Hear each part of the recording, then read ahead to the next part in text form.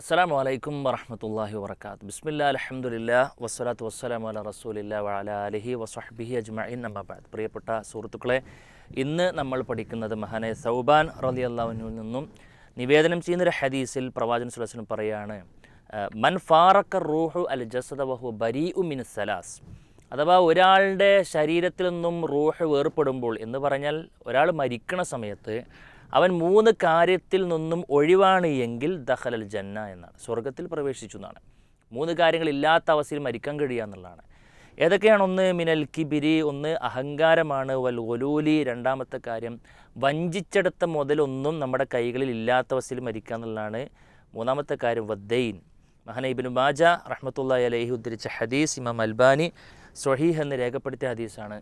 സഹോദരങ്ങളെ, ഒരു വിശ്വാസിയുടെ ജീവിതം എങ്ങനെയായിരിക്കണം എന്നതിലേക്ക് വെളിച്ചം വീശുന്ന വളരെ പ്രധാനപ്പെട്ട ഒരു ഹദീസാണിത്. നമ്മൾ മരിക്കുന്ന സമയത്ത് നമ്മുടെ ജീവിതത്തിൽ ഉണ്ടാകാൻ പാടില്ലാത്ത കാര്യം എന്ന് പറഞ്ഞു കഴിഞ്ഞാൽ, പലപ്പോഴും നമ്മളൊക്കെ അമലുകൾ ചെയ്യുന്നത് പരലോകത്ത് കിട്ടണം, ഖബറിൽ കിട്ടണം എന്ന നിലക്കാണല്ലോ.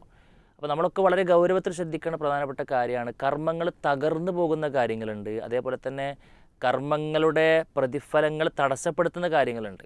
ഇതൊക്കെ അതിൽപ്പെട്ട കാര്യങ്ങളാണ്. അപ്പോൾ ഇതിൽ നിന്നും പരിപൂർണമായിക്കൊണ്ട് മുക്തിയാകാതെ സ്വർഗത്തിലേക്ക് ആദ്യവസരത്തിൽ കടക്കാൻ പറ്റൂല എന്നാണ്. ഒന്നെന്താ? ഒന്ന് അഹങ്കാരമാണ്. എന്താണ് അഹങ്കാരം? പ്രവാചകൻ സ്വല്ലല്ലാഹു അലൈഹി വസല്ലം തന്നെ പറഞ്ഞു, അൽ കിബ്റു ബത്റുൽ ഹഖി വഗംതിന്നാസ്. അഥവാ സത്യത്തെ നിരാകരിക്കാം. സത്യം എൻ്റെ ഭാഗത്തില്ല എന്ന് മനസ്സിലാക്കിയിട്ടും അതിനെ നിരാകരിക്കുന്ന സാഹചര്യം ഉണ്ടാകുക. ബാക്കിയുള്ളവർ ആര് പറഞ്ഞു കഴിഞ്ഞാലും കേൾക്കാത്ത സാഹചര്യം, അല്ലേ? സാധാരണ നമ്മൾ പറയില്ലേ, പിന്നെ ഞാൻ പിടിച്ച മുയലിന് 3 ചെവി എന്നൊരു ചൊല്ലുണ്ടല്ലോ എന്ന് പറഞ്ഞ പോലെ, എൻ്റെ കാര്യം തന്നെ ഞാൻ പറഞ്ഞു കൊടുത്താണ് സത്യം എന്ന അർത്ഥത്തിലൊരു പിടിവാശി ഒരിക്കലും ഉണ്ടാകാൻ പാടില്ല എന്നാണ്. ആരുടെ ഭാഗത്താണ് സത്യം, ആര് പറഞ്ഞതാണോ ശരി, അത് ഉൾക്കൊള്ളാനുള്ള വിശാലമായൊരു മനസ്സ് നമ്മൾ കാണിക്കുക എന്നുള്ളതാണ്. അത് എത്ര ചെറിയ ആൾ പറയട്ടെ, എത്ര വലിയ ആൾ പറയട്ടെ, നമ്മുടെ തെറ്റ് ഒരാൾ സൂചിപ്പിച്ചു എന്ന് കൂട്ടുക, ആ പറഞ്ഞതിൽ വാസ്തവമുണ്ടോയെന്ന് നോക്കുക. അതെത്ര ചെറിയ ആൾ പറഞ്ഞാലും എത്ര വലിയ ആൾ പറഞ്ഞു കഴിഞ്ഞാലും അത് സ്വീകരിക്കുവാനുള്ളൊരു മനസ്സ് കാണിക്കുക എന്നുള്ളതാണ് അഹങ്കാരമില്ലാത്തതിൻ്റെ ഒരടയാളം എന്ന് പറയണത്. നമുക്ക് ബോധ്യപ്പെട്ടു അത് തെറ്റാണെന്ന് ബോധ്യപ്പെട്ടിട്ടും പറഞ്ഞത് അവനായതുകൊണ്ട്, പറഞ്ഞത് ഇവളായതുകൊണ്ട് അത് ഞാൻ അംഗീകരിക്കുകയില്ല എന്നൊരവസ്ഥയിലേക്ക് പോകുന്നുണ്ടെങ്കിൽ അക്ഷരം തെറ്റാതെ നമ്മെക്കുറിച്ച് നമുക്ക് പറയാൻ പറ്റും നമ്മളൊരു അഹങ്കാരിയാണ് എന്നത്. അതുപോലെ തന്നെ വഗംതിന്നാസ്, ജനങ്ങളെ നിസ്സാരവൽക്കരിക്കുക എന്നുള്ളതാണ്. സമ്പത്തിൻ്റെ പേരിൽ, സ്ഥാനത്തിൻ്റെ പേരിൽ, അറിവിൻ്റെ പേരിൽ, അല്ലേ, മറ്റുള്ളവരെ നമ്മൾ ചെറുതായി കാണാം. നമുക്ക് എന്തെങ്കിലുമൊക്കെ റഹ്മാനായ റബ്ബ് എന്തെങ്കിലുമൊക്കെ ഒരു ഖൈറുകൾ തരുമ്പോഴേക്കും അതിനനുസരിച്ച് ബാക്കിയുള്ളവരിലേക്ക് ഇല്ലാത്തൊരു സാഹചര്യം വരുമ്പോൾ നമ്മളിങ്ങനെ വലിയ സംഭവമായിക്കൊണ്ട് നമുക്ക് തന്നെ തോന്നുന്നൊരു സാഹചര്യം സുഹൃത്തുക്കളെ ഒരിക്കലും ഉണ്ടാകാൻ പാടില്ല. ആരെയും നമ്മൾ തരം താഴ്ത്തി കാണുന്ന മനസ്സിൽ പോലും മറ്റുള്ളവരൊക്കെ ഒരു തന്നേക്കാളൊക്കെ ചെറുതാണ്, ഞാനാണ് പുഷാറ് എന്നൊരു തോന്നൽ നമുക്ക് വേണ്ട. അതിൻ്റെ അർത്ഥം ഒരു കോൺഫിഡൻറ്റ് വേണ്ട എന്നൊന്നല്ല. നമ്മളൊരു കാര്യം ചെയ്യാൻ നോക്കുമ്പോൾ ഇൻഷാ അല്ലാഹ് എനിക്കതിന് കഴിയും എന്നതൊന്നും അഹങ്കാരത്തിൽ പെടുന്ന കാര്യങ്ങളല്ല. മറിച്ച് ഞാൻ ചെയ്താലേ ശരിയാകുള്ളൂ, ഞാനുണ്ടെങ്കിലേ അതാകുള്ളൂ, വേറെ ആരൊരു കാര്യം ഏൽപ്പിക്കാൻ പറ്റൂല, അവർക്ക് എന്നെക്കാളും കുറവുള്ളവർ, അങ്ങനത്തെ ഒരു സാഹചര്യം നമുക്ക് ഏതായിരുന്നാലും വേണ്ട. നമ്മൾ മരിച്ചു കഴിഞ്ഞാലും കാര്യങ്ങൾ നടക്കൂലേ.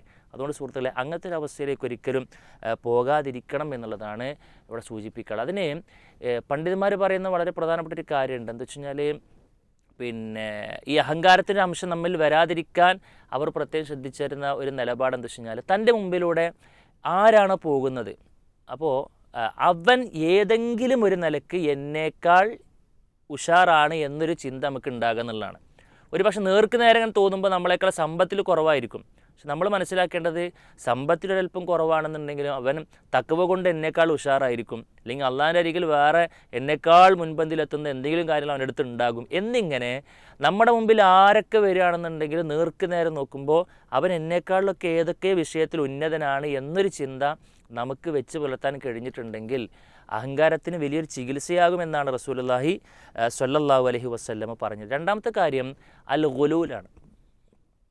അഥവാ വഞ്ചിച്ചെടുത്ത മറ്റുള്ളവൻ്റെ ഹക്ക് നമ്മുടെ കൈക്കലാക്കിയിട്ടാണ് നമ്മൾ മരിക്കുന്നതെങ്കിൽ, നമ്മൾ മരിച്ചു പോകുമ്പോൾ നമ്മുടെ സമ്പത്തിൽ മറ്റുള്ളവൻ്റെ ഒരു വിഹിതമുണ്ട് എങ്കിൽ സുഹൃത്തുക്കളെ, സ്വർഗത്തിലേക്ക് ആദ്യവസരത്തിലില്ല എന്നതാണ് നമ്മൾ പറയുന്നത്. റസൂലുള്ളാഹി സ്വല്ലല്ലാഹു അലൈഹി വസല്ലമിൻ്റെ കാലഘട്ടത്തിൽ ഒരു മനുഷ്യൻ ശക്തമായ പോരാട്ടം, യുദ്ധരംഗത്ത് ശക്തമായ പോരാട്ടം കാഴ്ചവെക്കുകയാണ്.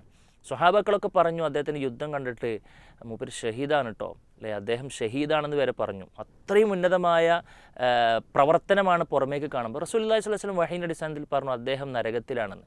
അപ്പോൾ എന്താ എല്ലാവർക്കും ഭയങ്കര അത്ഭുതമായി, എന്താ സംഭവം എന്താ വെച്ച് കഴിഞ്ഞാൽ, ഗനീമത്ത് സ്വത്തുണ്ടല്ലോ, യുദ്ധാർജിതം മുതൽ വീതം വെക്കുന്നതിന് മുൻപ് അദ്ദേഹത്തിന് ഇഷ്ടപ്പെട്ടൊരു പുതപ്പ് അള്ളാഹുവിൻ്റെ റസൂൽ സ്വല്ലല്ലാഹു അലൈഹി വസല്ലം പെർമിഷൻ ഇല്ലാതെ അദ്ദേഹം കൈമുതലാക്കി എന്നുള്ളതാണ്. അദ്ദേഹം കൈക്കലാക്കി. അപ്പോൾ ആ ഒരു പുതപ്പ് കാരണമാണ് അദ്ദേഹത്തിന് നരകം നാളെ പരലോകത്ത് കിട്ടുക എന്ന് പറയുമ്പോൾ സുഹൃത്തുക്കളെ, അധികാരവും സ്ഥാനവും ഒക്കെ ഉപയോഗിച്ചുകൊണ്ട് പലപ്പോഴും ഈ ശമ്പളത്തിന് പുറമെ കിമ്പളം വാങ്ങുന്ന ആളുകൾ, അല്ലേ, അല്ലെങ്കിൽ ആ നിലക്കുള്ള പിന്നെ കൈക്കൂലിയും മറ്റുമൊക്കെ വാങ്ങി ഓരോ നോർമലിൽ ഒപ്പിട്ട് കൊടുക്കേണ്ടതാ. ആ ഒപ്പിട്ട് കൊടുക്കുന്നതിന് സർക്കാർ അവനക്ക് ശമ്പളം കൊടുക്കുന്നുണ്ട്, അല്ലെങ്കിൽ അധികാരികൾ ശമ്പളം കൊടുക്കുന്നുണ്ട്. പക്ഷേ തൻ്റെ സ്ഥാനം ഉപയോഗപ്പെടുത്തിയിട്ട് വരുന്ന ആളുടെ മുമ്പിൽ ആ നിർബന്ധിതാവസ്ഥയെ ചൂഷണം ചെയ്തുകൊണ്ട് എന്തെങ്കിലുമൊക്കെ നമ്മൾ അധികം വാങ്ങിയിട്ടുണ്ടെങ്കിൽ അതൊക്കെ ഖബർ വരെ ഉണ്ടാകുള്ളൂ. അവിടുന്ന് അങ്ങോട്ടുള്ള യാത്രയിൽ ഇതൊക്കെ പ്രശ്നമാണെന്നുള്ളത് വളരെ ഗൗരവത്തിൽ നമ്മൾ ശ്രദ്ധിക്കുന്നതാണ് സൂചിപ്പിക്കാറ്. സുഹൃത്തുക്കളെ, നമ്മുടെ ഒരു 1000 രൂപ അപ്പുറത്തേക്ക് പോയാലും വലിയ പ്രശ്നമല്ല, നമുക്ക് പരലോകത്ത് കിട്ടും. പക്ഷേ മറ്റുള്ളവരുടെ അവകാശത്തിൽപ്പെട്ട 1 രൂപ നമ്മൾ കൈവശപ്പെടുത്തിയിട്ടുണ്ട് എങ്കിൽ അതിന് നമ്മൾ ചെറുതൊന്നുമല്ല വില കൊടുക്കേണ്ടി വരിക എന്നുള്ളത് വളരെ ഗൗരവത്തിൽ ശ്രദ്ധിക്കണം എന്നുള്ളതാണ് റസൂലുള്ളാഹി സ്വല്ലല്ലാഹു അലൈഹി വസല്ലം പറഞ്ഞത്. മറ്റൊന്ന് കടമാണ്.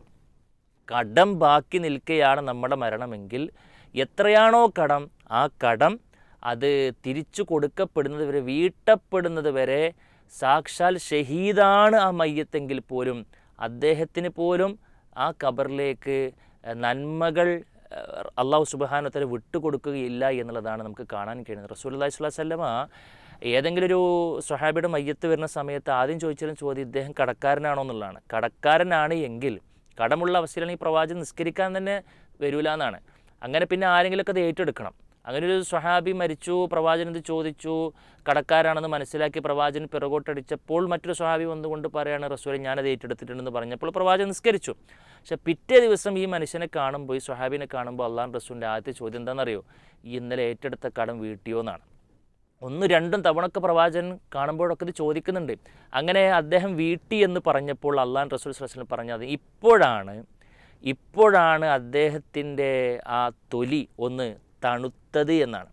തൊലി ഒന്ന് തണുത്തത് എന്നാണ്. സാക്ഷാൽ ഷഹീദിന് പോലും അങ്ങനെയാണെങ്കിൽ സുഹൃത്തുക്കളെ, ഈ പെടാപ്പാട് പെട്ട് നമ്മൾ കർമ്മങ്ങളൊക്കെ ചെയ്തിട്ട് ഇത് നാളെ ഖബറിൽ നമുക്ക് വിട്ട് കിട്ടണമെന്നുണ്ടെങ്കിൽ കടം വലിയൊരു തടസ്സമാണെന്ന് നമ്മൾ മനസ്സിലാക്കുമ്പോൾ, കടം എന്നുള്ളത് അപകടമാണെന്ന് നമ്മൾ മനസ്സിലാക്കി വളരെ അത്യാവശ്യത്തിന് വേണ്ടി അല്ലാതെ അത് വാങ്ങുന്നൊരു സാഹചര്യം നമുക്കില്ലാതിരിക്കാൻ നമ്മൾ പ്രത്യേകം ശ്രദ്ധിക്കണം.